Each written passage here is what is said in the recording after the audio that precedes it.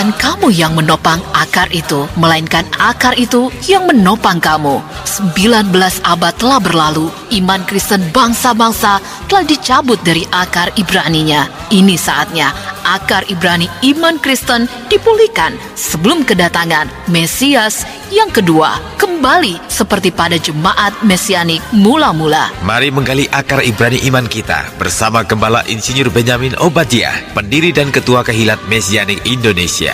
Hadirilah ibadah Sabat Ibrani bersama Sores Mesianik Fellowship setiap Sabtu jam 10 sampai 13 di Plaza Pasifik Blok A 1357, lantai 4, Jalan Raya Boulevard Barat, Kelapa Gading, Jakarta Utara, tepat di samping Mall of Indonesia. Ikuti juga ibadah penutupan Sabat di Plaza Pasifik dan GKMI Bintaro jam 5 sampai jam 7 malam. Ibadah Minggu Gereja Kehilat Mesianik Indonesia Bintaro jam 8 hingga jam 10 pagi di Bumi Bintaro Permai, Blok D 7 sampai 8, Jakarta Selatan. Untuk informasi hubungi 021 736 4258 atau 0871 9133 555 atau 0813 813 63555.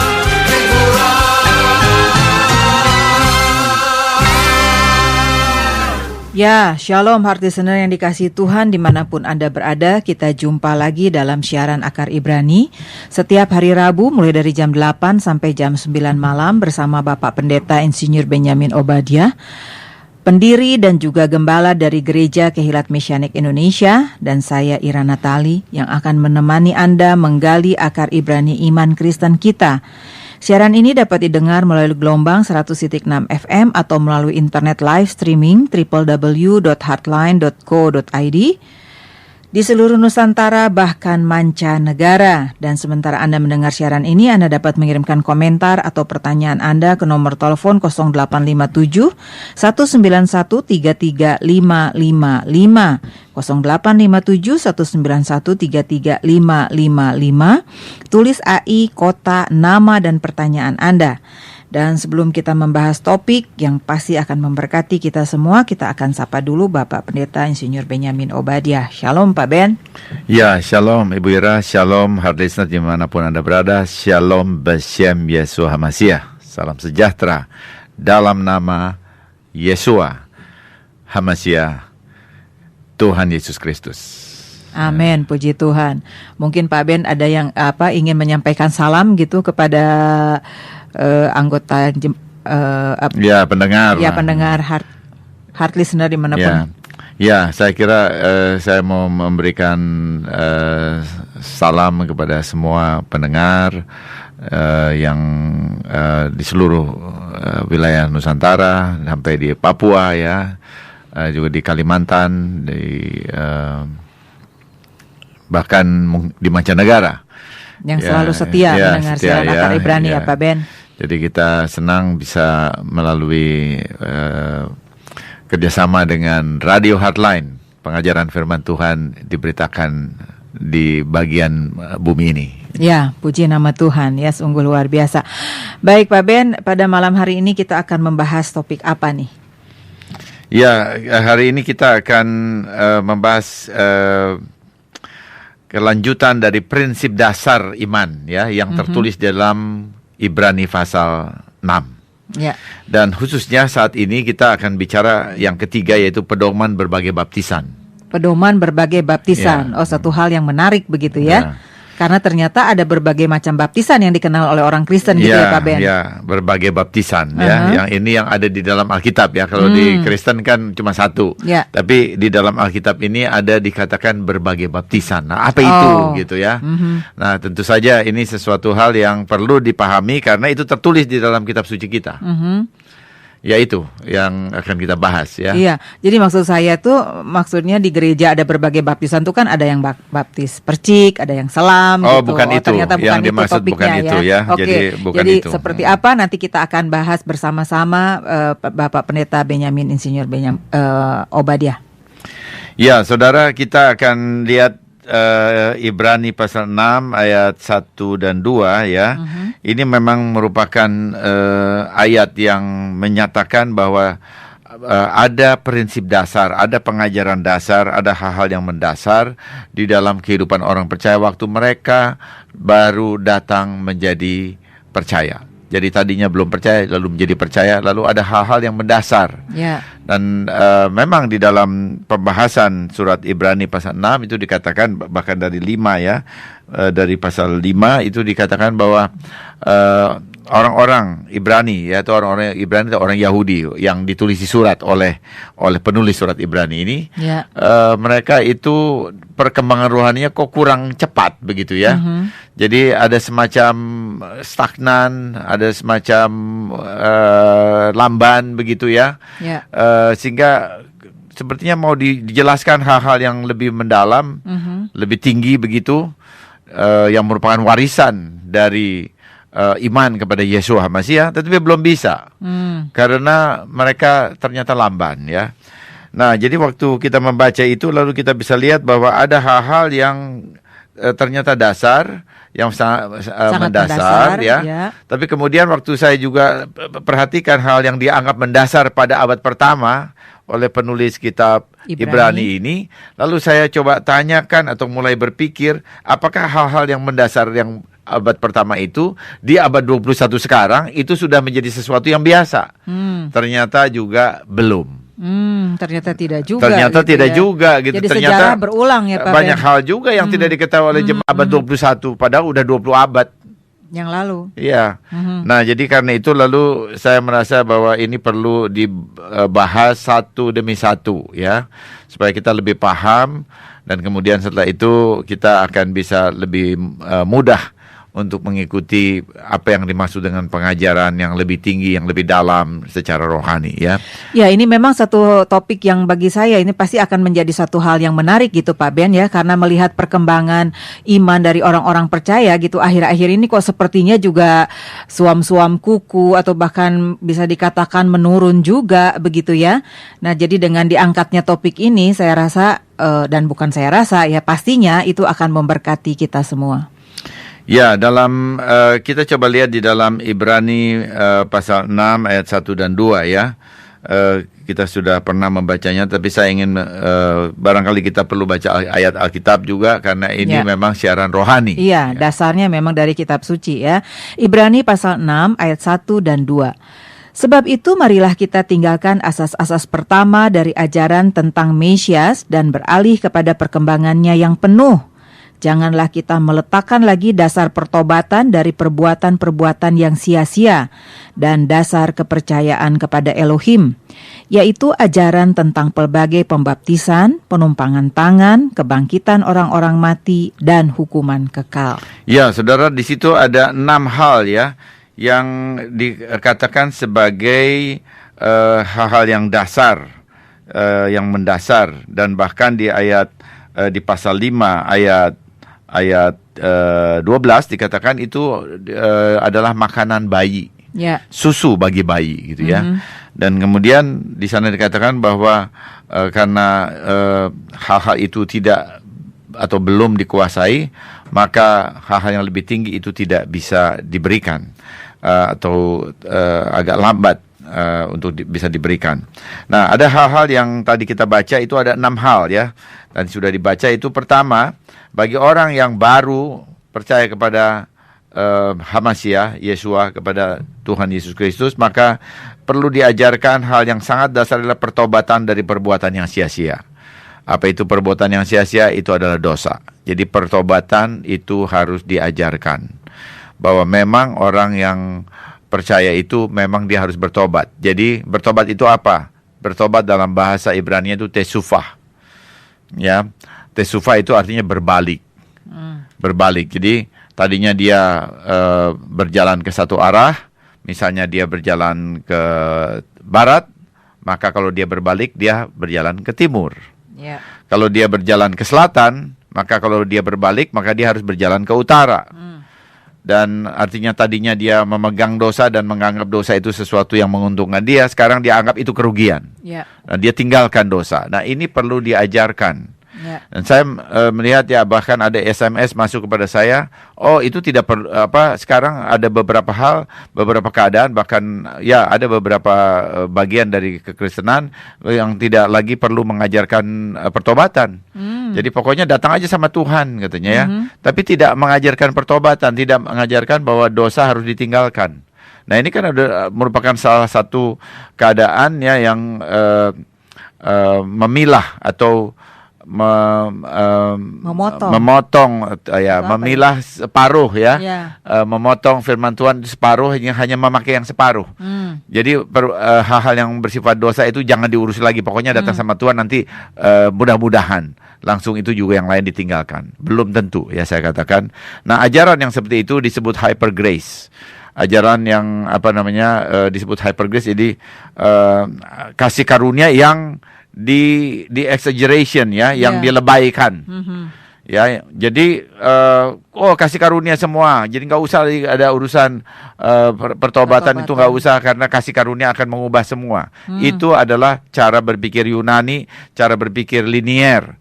Jadi pertobatan itu lengkapnya begini, meninggalkan dosa dan datang kepada Tuhan. Jadi ada dua ya.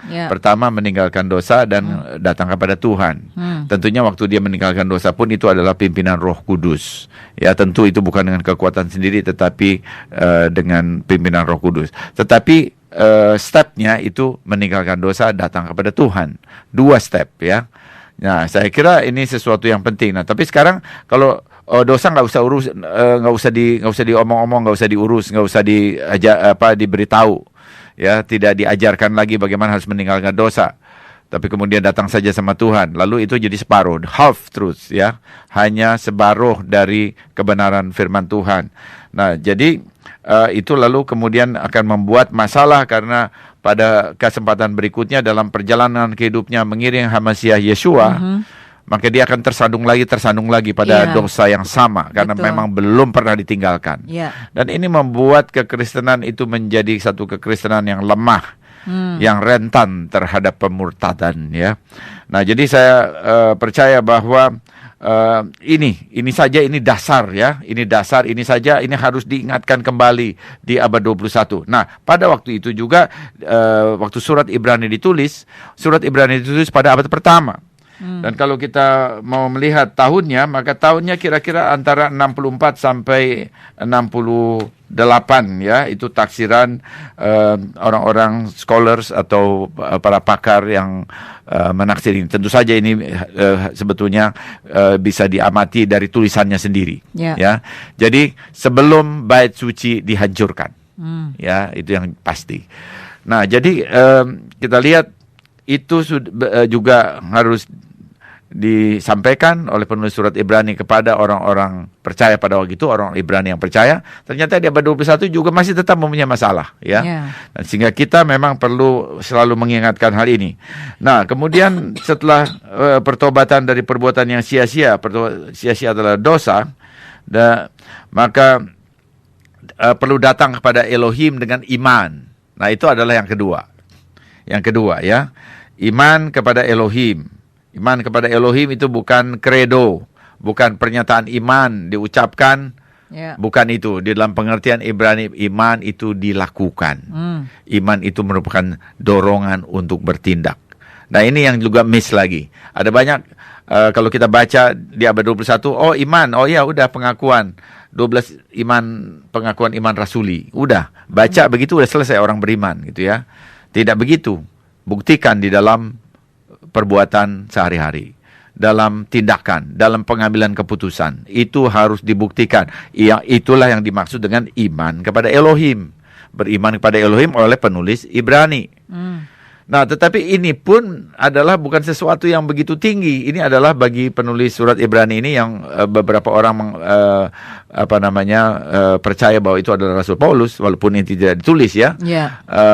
Itu lalu itu dianggap sesuatu yang mendasar, padahal bagi kita orang-orang bangsa-bangsa abad 21 ini pun masih perlu diajarkan.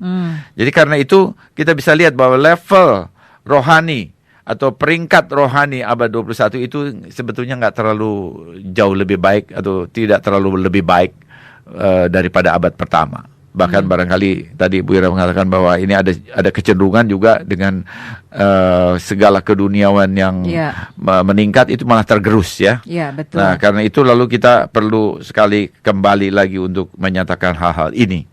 Ya. Nah, saudara, jadi kemudian sekarang kita akan melihat satu yang bagian yang berikutnya adalah yang ketiga, yaitu adalah di sini ditulis di dalam LAI ya, saya memegang terjemahan LAI, yaitu ajaran tentang pelbagai baptisan.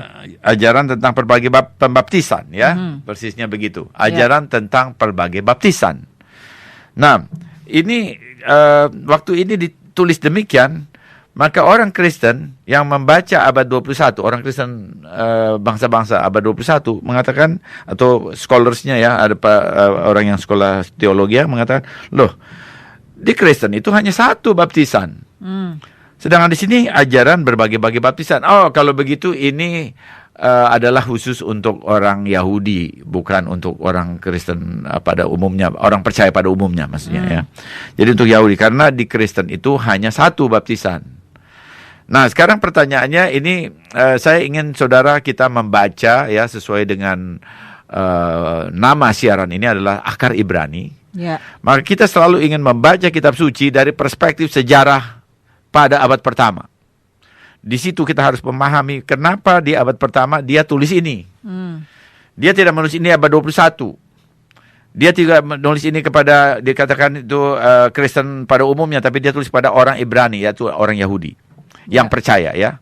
Orang Yahudi yang percaya. Memang ada orang percaya, tapi juga ditulis dengan bahasa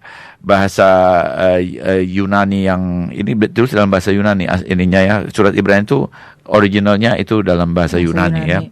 Itu yang apik, yang sehingga itu bisa dibaca oleh banyak orang, sehingga itu juga kelihatannya juga dimaksudkan untuk bisa dibaca secara umum oleh orang Yahudi pada saat itu ya. Nah, jadi kita lihat apa yang dimaksud ini ya. Nah, karena itu karena ada orang yang menafsir. Ada orang yang menafsir bahwa ini adalah berbagai baptisan. Kalau gitu ini bukan untuk bukan baptisan yang dikenal di dalam lingkungan Kristen. Lalu kita coba melihat ini ya, apa tulisannya. Tulisannya yang dikatakan sebagai ajaran tentang berbagai baptisan, ini sebetulnya dalam bahasa Yunaninya itu pakai baptismon didakis. Baptismon didakis. Nah, baptismon itu jamak. Kalau itu tunggal, itu baptismos ya. Jadi dengan disebut baptismon itu artinya baptisan-baptisan, berbagai baptisan. Nah, kemudian di sini apakah ada ajaran ya? Ajaran berbagai baptisan. Kalau gini ini bukan, nggak ada urusan sama Kristen, bukan. Kita coba lihat sekarang tadi perkataan aslinya. Di sini kita mesti lihat aslinya apa. Sebab yang kita pegang ini ada terjemahan. Nah, bagi saya ya sebagai pengasuh siaran Akar Ibrani, saya tidak puas kalau hanya melihat terjemahan. Sebab terjemahan itu bisa meleset. Ya. Kita mesti lihat aslinya. Ya, aslinya itu pakai perkataan didakis. Didakis itu apa? Didakis itu artinya instruction, instruksi. Atau kita bisa mengatakan itu adalah pedoman. Ya, pedoman juga adalah pengajaran boleh. Ya, pengajaran yang bersifat instruksi, yang bersifat memberikan arahan. Ya, itu dia.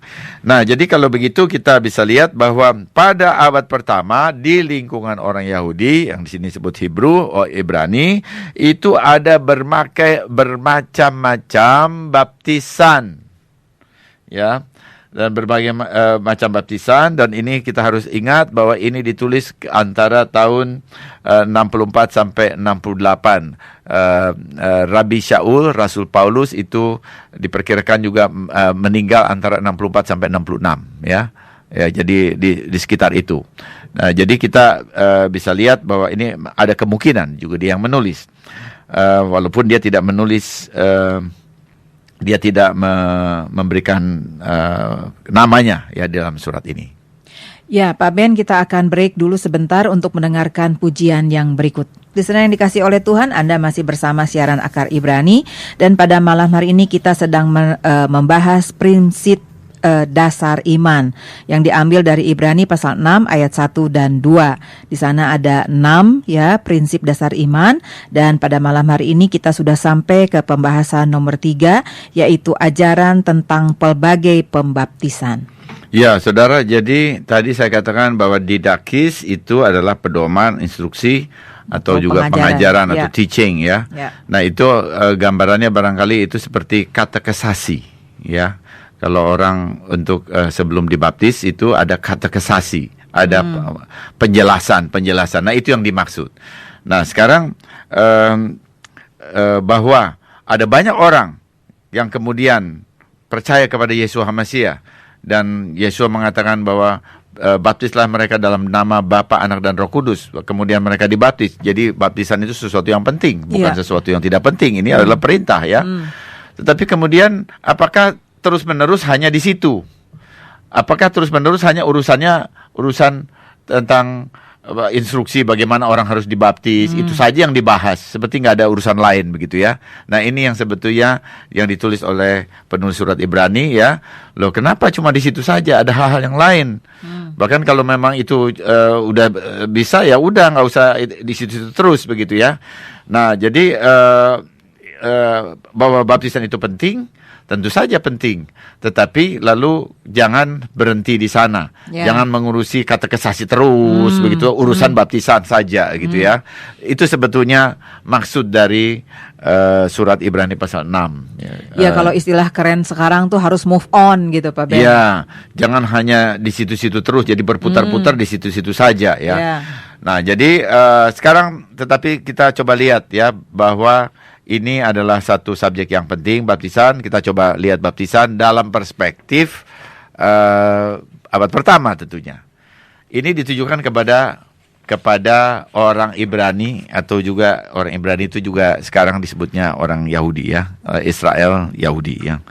Nah, kalau kita lihat tentang baptisan, sekarang saya ingin membahas tentang baptisan dari perspektif aslinya. Ya, yaitu yang ada pada orang Yahudi. Jadi baptisan dikenal oleh agama Kristen, tapi baptisan juga dikenal lebih dulu di dalam agama Yahudi, agama orang Israel gitu ya. Dulunya tidak disebut Yahudi. Jadi waktu sebelum pembuangan ke Babilonia tidak disebut Yahudi. Yahudi itu baru disebut, istilah itu baru muncul sesudah pembuangan ke Babilonia, yaitu tahun 586 ya. Hitung mundur jadi 586 dikurangi 70 yaitu 516 ya, sebelum Masehi, karena sebelum Masehi harus dihitung mundur ya. Harus dikurangi maksud saya. Nah, jadi baru sudah itu disebut Yahudi. Sebelumnya itu Israel kuno. Dan baptisan sudah dikenal oleh Israel kuno. Jadi imam-imam itu dia waktu tugas dia baptis. Bahkan setiap hari kalau imam, sebelum dia bertugas dia baptis dulu. Nah, karena itu baptisan ini bukan uniknya agama Kristen begitu ya. Saya mesti menyatakan begitu. Jadi baptisan itu bukan milik agama Kristen, kalau boleh dikatakan begitu ya. Tapi itu Alkitab, dan itu memang sudah ada di sebelum yang namanya agama Kristen muncul ya. Ya, itu saya kira saya mesti nyatakan itu dengan tegas bahwa ini dipraktekkan oleh orang Israel lebih dahulu. Dan kemudian kenapa orang Kristen bangsa-bangsa melakukannya? Karena Yeshua ya yang memerintahkannya. Dan Yeshua adalah Mesias Ibrani bagi dunia. Jadi dia juga Mesias dunia, tapi dia pertama adalah Mesias Ibrani. Dan dia mengatakan, pergilah, jadikanlah bangsa-bangsa muridku, ajarlah segala sesuatu yang kuajarkan ya. Jadi dibaptiskan itu sehingga semuanya dibaptis. Lalu kemudian ajaran ini murid-murid Yeshua itu dia mengajarkan apa yang diajarkan oleh Mesias. Tapi kemudian kira-kira tahun abad 4 itu ya, abad 4 dalam waktu Masehi, lalu kemudian ajaran Yesus HaMasiah ini yang disebut di dalam bahasa Yunaninya Kristianoi ya, itu kemudian orang-orang yang percaya kepada Mesias itu kemudian diangkat jadi agama negara oleh Konstantinus, sehingga dari situlah muncul agama Kristen, ya. Jadi lalu seakan-akan baptisan itu unik agama Kristen. Tidak benar. Ini datang dari orang Israel, datang dari kitab suci Ibrani, kitab suci kita, ya. Bukan dari agama, artinya Konstantinus yang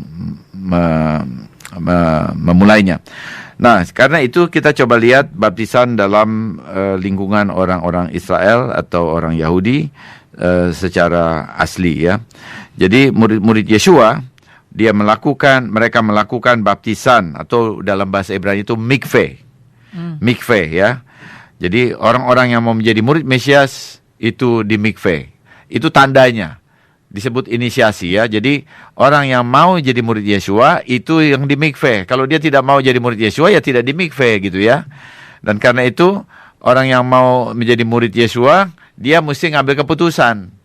Karena itu tidak ada di dalam Alkitab itu baptisan bayi.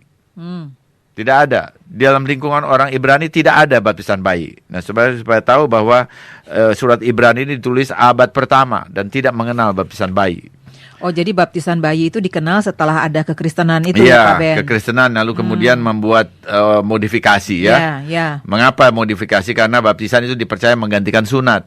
Padahal sunat itu bagi orang Yahudi itu umur 8 hari, kecil. Kalau gitu baptisan juga harus jadi orang untuk bayi juga. Nah, ini kan jadi salah kaprah semua, ya. Nah, jadi tanpa mengurangi hormat saya kepada siapapun yang ingin melakukannya, tetapi saya ingin mengatakan bahwa itu yang terjadi. Itu fakta sejarahnya demikian, ya. Bahwa di dalam lingkungan Ibrani tidak ada baptisan bayi, ya. Nah, kemudian bagi orang yang dewasa, jadi mikveh itu adalah untuk tanda pertobatan. Kalau dia tanda pertobatan itu bukan artinya pindah agama, bukan. Ini arti yang pertama, ya. Karena ada berbagai macam baptisan. Yang pertama itu baptisan pertobatan seperti baptisan Yohanes, itu disebut baptisan pertobatan. Jadi tadinya orangnya adalah misalnya dia pemungut cukai, ya, dia kerja di pajak. Dia kerja di pajak, kemudian dia melebih-lebihkan pajak itu, bahkan untuk kantongnya sendiri, begitu, ya. Diri sendiri. Lalu satu saat dia itu sadar bahwa ini adalah sesuatu hal yang buruk sekali di hadapan Tuhan. Jadi Roh Kudus menegur dia, ya, firman Tuhan menegur dia, pengajaran Torah menegur dia. Lalu kemudian dia mengatakan, aku tidak mau lagi melakukan itu, memeras wajib pajak, ya. Lalu kemudian dia mau meninggalkan itu. Apa yang dia lakukan?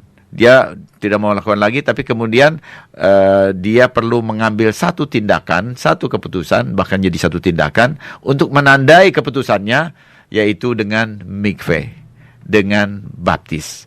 Jadi hal yang lama, yaitu memeras wajib pajak, itu dia tinggalkan, mati terhadap dosa. Kemudian waktu dia naik dari air, keluar dari air, dia menyelam tentunya, ya, dia keluar dari air, maka dia menjadi hidup di dalam satu kehidupan yang baru tanpa dosa yang tadi sudah dia kuburkan. Nah, itu menjadi satu milestone, jadi satu pilar bagi dia untuk ingat. Kalau misalnya tiba-tiba pikirannya, mau memeras lagi, aku udah mikveh, aku sudah menguburkan itu. Nah, itu maksudnya, ya. Jadi itu yang terjadi ada di dalam masyarakat Ibrani abad pertama. Dan waktu mereka di padang gurun pun, mereka bisa dapat mata air. Bisa dapat, ada saatnya ada mata air, dan mereka lakukan itu di sana. Tapi kemudian waktu mereka masuk ke dalam tanah perjanjian, ya, maka di sana ada lebih banyak air, ya. Di sana ada mata air, kemudian juga ada limpasan air hujan, kemudian juga sungai, yaitu Sungai Yordan. Nah, kita bisa melihat di sana bahwa Yohanes Pembaptis mulai membaptiskan orang di Sungai Yordan di air yang mengalir. Air yang mengalir ini disebut air hidup, ya. Mayim hayim itu air yang mengalir. Tapi maksudnya mengalir begitu ya.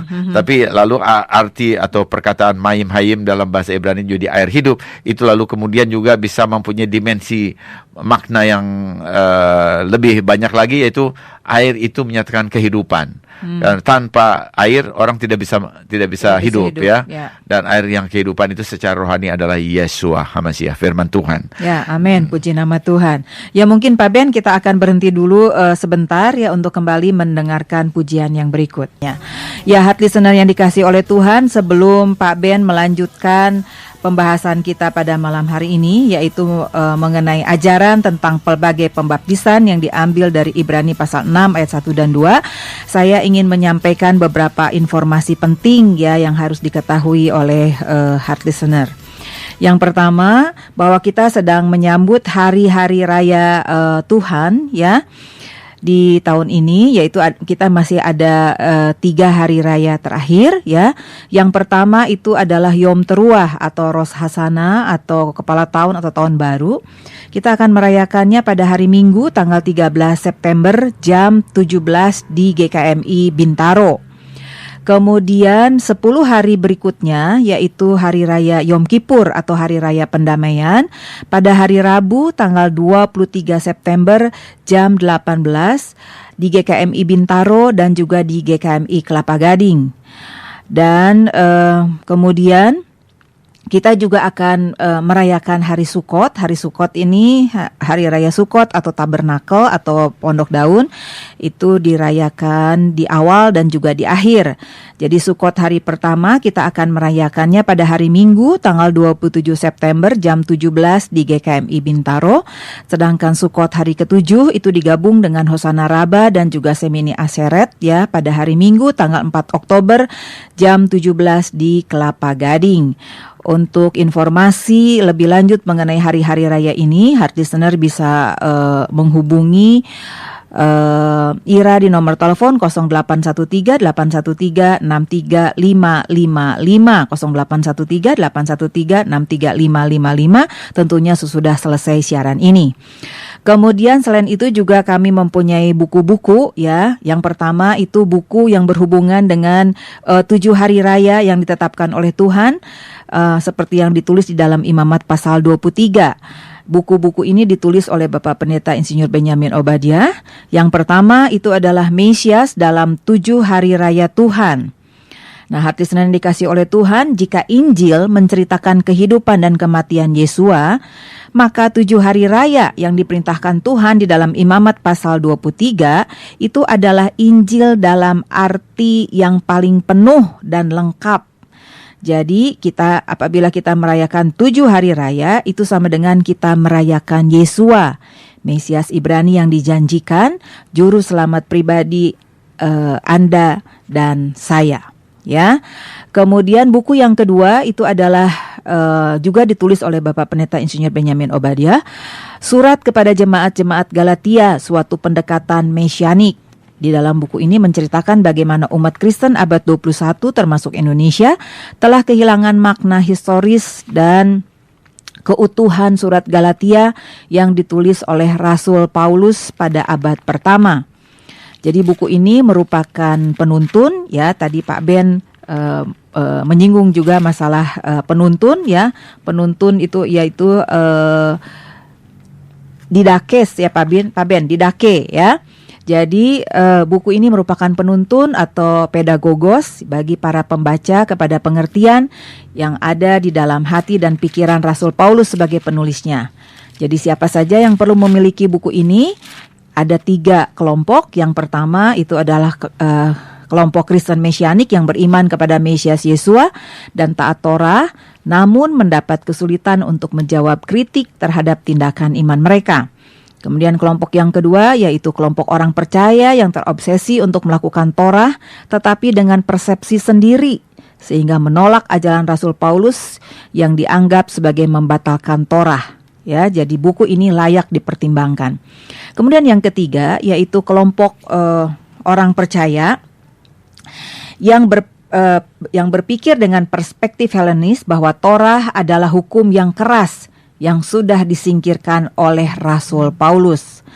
Nah, jadi buku ini dimaksudkan untuk menyajikan perspektif yang berbeda terhadap surat Galatia yang dipahami selama ini.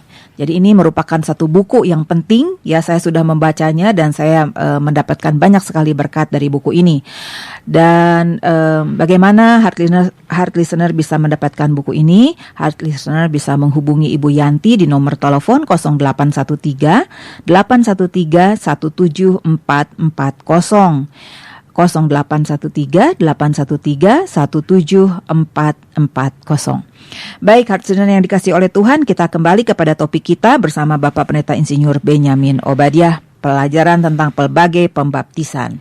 Ya, sebelum saya lanjutkan di sini, karena tadi Bu Ira kita juga sudah mengumumkan tentang Hari Raya. Ini ada pertanyaan tentang Hari Raya dari seorang pendengar, ya, dari Pak Wimi ya, Riri. Di sini dikatakan, ya, pertanyaannya apa, bahwa hari raya itu adalah tradisi orang Yahudi, ya. Dia bertanya, itu kan anggapan yang selama ini Yahudi, memang ya. Dan orang Kristen tidak ada hubungannya dengan Yahudi, begitu ya. Karena sudah di dalam kasih karunia. Itu pertanyaannya begitu, ya. Jadi barangkali saya ingin memberitahu aja, ya, bahwa kasih karunia itu bukan milik agama Kristen. Kasih karunia itu sudah ada sebelum agama Kristen, sudah ada, ya. Sebagai saya buktikan dengan gampang sekali, ya. Di dalam berkat imamat. Ya, di dalam berkat imamat itu yang ada di dalam Bilangan pasal 6 ayat 25, ya. Di sini dikatakan, saya baca dari LAI, Tuhan menyinari engkau dengan wajahnya dan memberi engkau kasih karunia. Ya. Siapa bangsa yang pertama kali mendapatkan berkat imamat? Siapa, Ibu Ira? Ya, bangsa Israel. Ya, jadi kalau begitu bangsa Israel dapat kasih karunia. Ya. Ya, Tuhan menyinari engkau dengan wajahnya dan memberi engkau kasih karunia. Nah, sekarang berkat imamat ini juga diberikan di dalam gereja. Nah, jadi jangan berpikir cuma gereja yang dapat, bukan orang-orang Kristen yang dapat. Salah itu, saudara. Yang pertama justru orang Israel. Ya, jadi itu kan sepertinya kompleksitas sempit, ya, tidak berpikir luas. Ya. Jadi berpikir bahwa ini Alkitab ini hanya untuk kita. Oh, salah. Jadi dengan ini saya menjawab bahwa itu salah, begitu, ya. Pandangan bahwa hari raya itu semuanya itu untuk Yahudi dan bukan kita, sama sekali tidak tepat, ya, bukan untuk orang percaya. Justru tadi saya sudah juga Ibu Ira kasih beritahu bahwa 7 hari raya itu adalah bicara tentang Mesias, bicara tentang Tuhan Yesus, begitu, ya, Tuhan Yesus Kristus, yaitu Yeshua HaMashiach bahasa Ibraninya. Jadi 7 hari raya itu bicara tentang Yeshua HaMashiach, dan 7 hari raya itu adalah Injil dalam arti yang paling lengkap dan paling penuh. Amin. Itu dia Injilnya, ya, itu 7 hari raya, ya. Jadi saya akan tegaskan lagi, waktu kita menjalani hari raya ini, saya akan tegaskan lagi bahwa itu semua bicara tentang Yeshua HaMashiach. Dan kalau itu bicara tentang Yeshua HaMashiach, kita ini di dalam Yeshua. Ya, Rasul Paulus selalu menulis in Masiah, ya. En Christos bahasa Yunaninya, en Christos, di dalam Mesias, kita dalam Mesias. Kalau Mesiasnya itu dijelaskan oleh 7 hari raya, maka kita di dalam Mesias, tentu saja kita juga terkena di sana. Ya, kita mengingat segala hal yang baik, yang luar biasa, yang indah yang dilakukan Mesias bagi kita orang percaya. Oke, saya kira itu aja jawabnya untuk Pak Wimi Riri, ya. Jadi tetap kita punya pemahaman yang sangat mendasar. Bahkan lebih kokoh, ya, dengan memahami bahwa seluruh nubuat yang ada, segala sesuatu yang ditulis oleh Musa itu sebetulnya bicara tentang Mesias Yeshua, seperti yang dikatakan di dalam Yohanes 5 ayat 46. Musa menulis tentang aku, kata Yesus ya. Iya, dan Pak Ben di dalam Imamat pasal 23 ayat 2 kalau situ dikatakan berbicaralah kepada orang Israel dan katakan kepada mereka hari-hari raya yang ditetapkan Tuhan. Ya, kenapa kepada orang Israel? Karena ini orang Israel ini adalah bangsa yang pertama yang dipilih oleh Tuhan, begitu ya. Dan kemudian juga Roma pasal 11 Rasul Paulus juga mengatakan bahwa kita nih bangsa-bangsa itu sudah dicangkokkan kepada zaitun sejati, yaitu bangsa Israel. Nah, jadi ya memang apa yang dilakukan oleh bangsa Israel itu dilakukan juga oleh kita sebagai orang-orang yang percaya kepada Mesias Yesus atau Yesus Kristus. Ya, ini barangkali sedikit lagi untuk hal ini ya, bahwa waktu Yeshua dia itu datang di bumi, maka dia mengatakan ada padaku domba dari kandang yang lain. Ya. Domba yang dihadapi adalah domba Israel, karena dikatakan bahwa aku diutus kepada domba-domba Israel yang terhilang. Yeah. Lalu tapi kemudian di dalam Yohanes pasal 10 dia katakan ada padaku domba dari kandang lain. Yang kandang mana? Kandang bangsa-bangsa. Betul. Dan keduanya itu akan digabungkan ya. Keduanya itu akan kupimpin menjadi satu kawanan. Menjadi satu kawanan ya. Yaitu kawanan di bawah satu pengembalaan, yaitu di bawah pengembalaan Mesias Yeshua. Ya. Jadi hanya ada teologi yang mengatakan begini. Teologi itu namanya teologi dispensasi. Jadi kita mesti lihat kita mau pakai firman Tuhan atau pakai teologi. Ya, ini saya tambah lagi nih. Jadi kalau pakai teologi dispensasi itu dipisahkan. Israel sendiri, bangsa-bangsa sendiri. Yang tidak ada, dan itu melawan. Coba kita lihat, kita cari ayatnya ya, bahwa ada padaku domba-domba lain. Yohanes pasal 10 ayat 16. Ada lagi padaku domba-domba lain yang bukan dari kandang ini. Domba-domba itu harus kutuntun juga, dan mereka akan mendengar suaraku, dan mereka menjadi satu kawanan dengan satu gembala. Bagaimana satu kawanan? Mengatakan bahwa itu untuk Yahudi dan kita Kristen. Tidak ada itu. Ini melawan pengajaran Yeshua, saya katakan. Melawan pengajaran Yeshua. Baca ayat Yohanes pasal 10 ayat 16. Ya. Baik, kita akan selesaikan bagian ini ya. Kembali lagi ke Ibrani pasal 6 ayat 2 ya, yang itu adalah prinsip dasar yang ketiga, yaitu ajaran atau pedoman tentang berbagai baptisan. Nah, berbagai baptisan di dalam lingkungan orang Israel itu ada berbagai baptisan, karena Torah juga mengajarkan bahwa wanita yang sudah menjalani setiap siklus bulanannya itu perlu dibaptis, mikveh ya. Kemudian juga orang yang mau menikah besoknya 2 sejoli, pria sendiri baptis dan mikveh sendiri, dan kemudian wanita mikveh sendiri, masing-masing pribadi ya, untuk menandai bahwa kehidupan lajangnya sudah berakhir dan besok dia akan hidup baru dalam satu keluarga. Nah, jadi juga di dalam itu tadi yang tadi saya katakan, untuk wanita yang sudah menyelesaikan siklus bulanannya itu disebut nida ya. Itu juga ada artinya bahwa periode yang ada sel-sel darah mati itu keluar dari hidupnya, itu menyatakan sesuatu yang kematian begitu, itu sudah berakhir, dan sekarang dia bisa masuk dalam bait suci yang adalah Tuhan, untuk menyembah Tuhan yang hidup. Amen. Nah, jadi punya arti yang demikian. Nah, jadi kemudian namanya ini satu pedoman ya, ini pedoman instruksi dari berbagai baptisan. Nah, itu terjadi di abad pertama sebelum bait suci dihancurkan ya. Nah, sekarang kalau kita tanya di mana pedoman itu? Ya, tidak ada, kita tidak menemukan itu.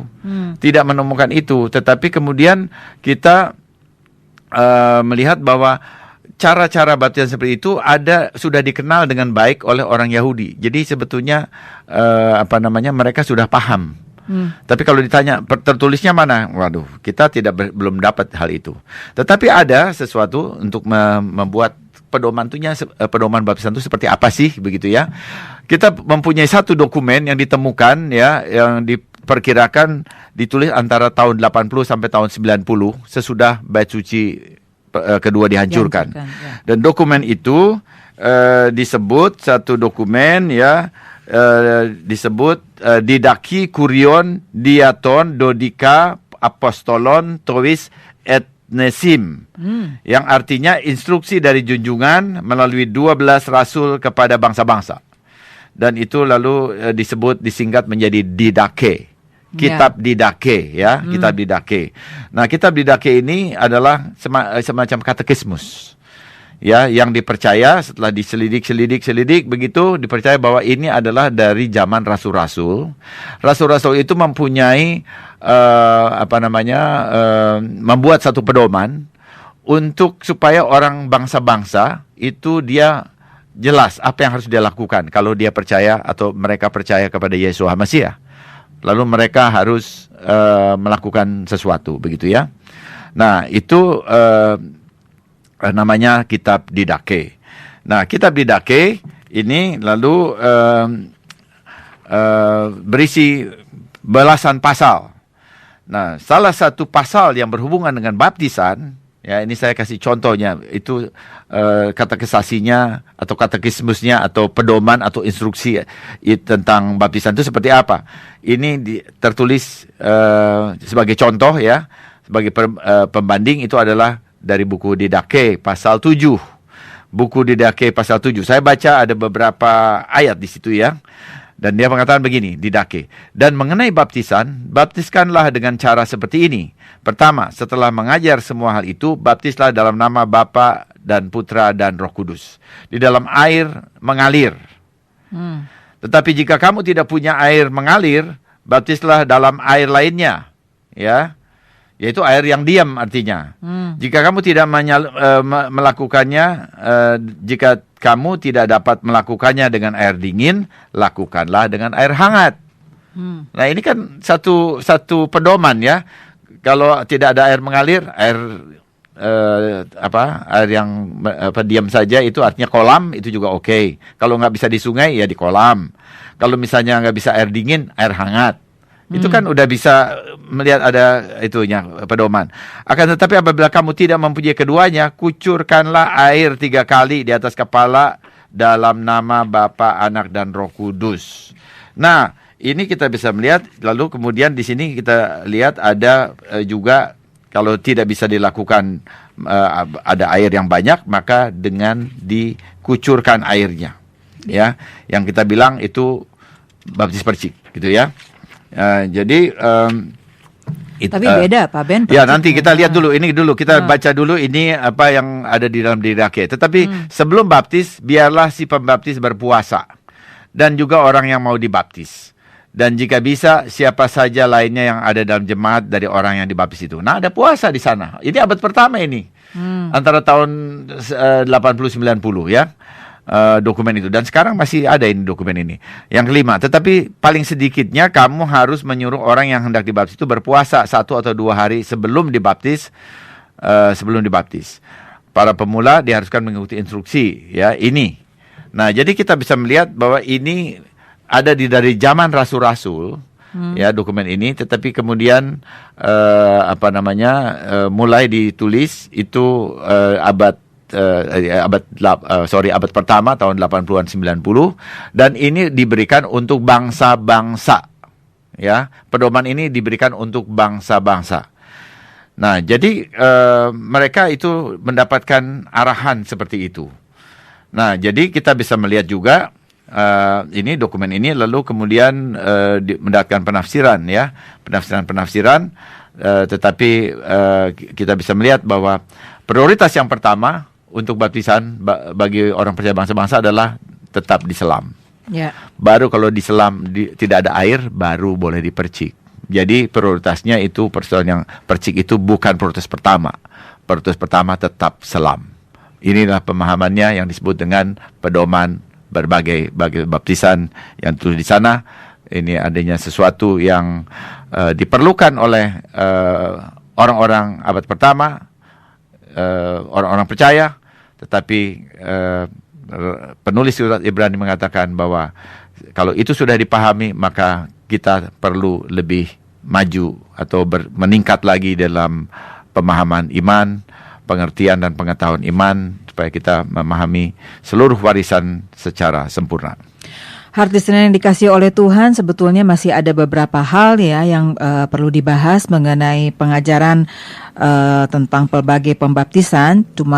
Tetapi waktu juga yang memisahkan kita. Mungkin nanti di siaran yang akan datang kita akan membahas lebih lanjut mengenai hal ini.